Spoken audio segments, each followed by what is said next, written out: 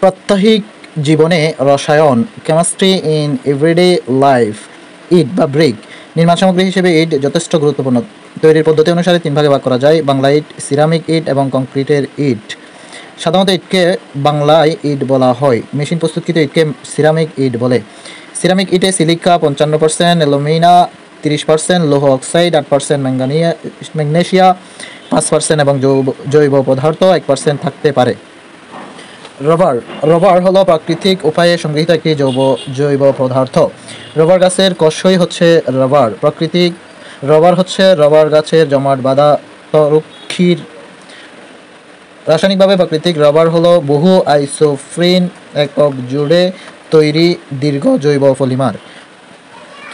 Lipstick lipstick বিভিন্ন রকম রঞ্জক পদার্থ, তেল, মোম এবং ত্বক কোমলকারী পদার্থ দ্বারা তৈরি করা হয়ে থাকে।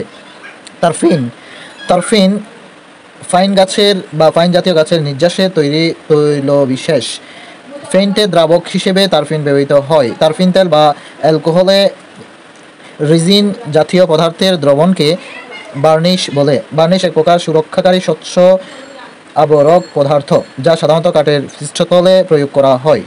কাঁচ বা গ্লাস হলো রাসায়নিক গঠনভাবে সোডিয়াম ক্যালসিয়াম সিলিকেট মিশ্রণ, যা দেখতে শক্ত কিন্তু ভঙ্গুর, অনিয়তাকার কঠিন পদার্থ।